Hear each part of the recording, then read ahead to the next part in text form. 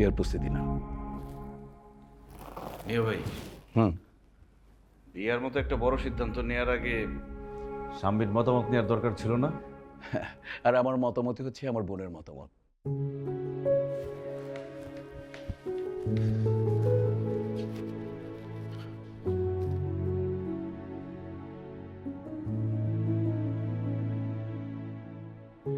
স্বামী, তুই এখানে? আর আমি তোকে পুরো বাড়ি খুঁজে বেড়াচ্ছি। আমি তো তোকে না পেয়ে রীতিমতো অস্থির। কি ব্যাপার, তুই এখানে একা দাঁড়িয়ে আছিস কেন? মন খারাপ?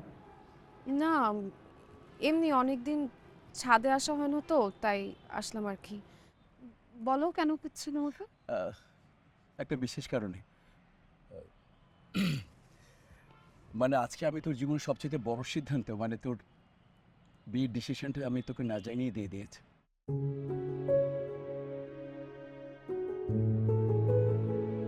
অবশ্য শাহজাহান আমাকে বলেছিল, ভাইয়া তুমি ডিসিশন দেওয়ার আগে স্বামীকে একবার জিজ্ঞেস করে নিলে ভালো হতো না? আমি ওকে খুব বড় মুখ করে বলেছি, আমাদের ভাই বোন সম্পর্কে তোর অত জ্ঞান নেই। আমার মতামতই আমার বোনের মতামত।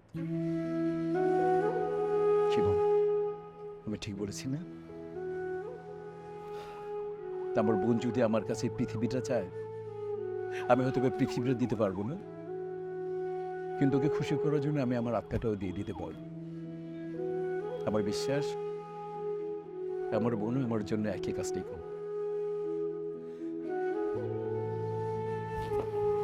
বাবা মা মারা যাওয়ার পরে আমি তোকে কোলে পিঠে করে মানুষ করেছি। তুই যখন যা চেয়েছিস আমি সেটা তোকে দিতে চেষ্টা করেছি। আমি সবসময় তোকে খুশি রাখতে চেষ্টা করেছি। তুই বড় হলি, পড়াশোনার জন্য ঢাকা যাইতে চাইলি, আমার কিন্তু ইচ্ছা ছিল না। তুই জেদ ধরলে আমি তোকে ঢাকা পাঠাতে বাধ্য। তোকে পড়াশোনার জন্য ঢাকায় থাকতে হয়, আর তোকে আমার না দেখে থাকতে হবে।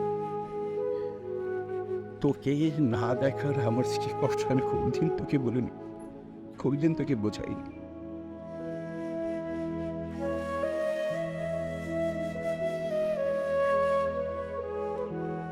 আমার এই বিয়েতে রাজু হওয়ার দুটো কারণ। প্রথম কারণ হচ্ছে এই ছেলেটা আমার পরিচিত, ওর বড় ভাই আমার বন্ধু, ছোটবেলা থেকে ওকে আমি জানি। ছেলেটা শিক্ষিত, মার্জিত, দেখতে ভালো। আর দ্বিতীয় কারণ হচ্ছে, যেহেতু ছেলেটা আমাদের গ্রামের, বিয়ের পর তুই আমার চোখের সামনে থাকবি, তোর সমস্ত রকম দুঃখ, কষ্ট, আনন্দ, বেদনা আমি চোখের সামনে দেখতে পারবো।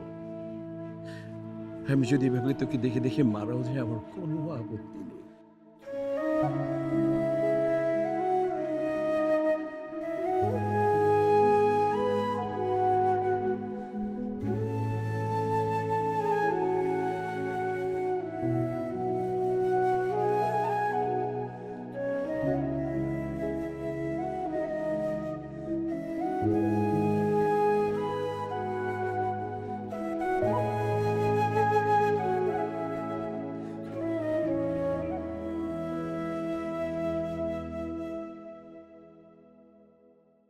আমার একমাত্র বোনের বিয়ে কিন্তু, হ্যাঁ, পুরান ঢাকার 1 নম্বর বাবুর্চি আনতে হবে। ঠিক আছে?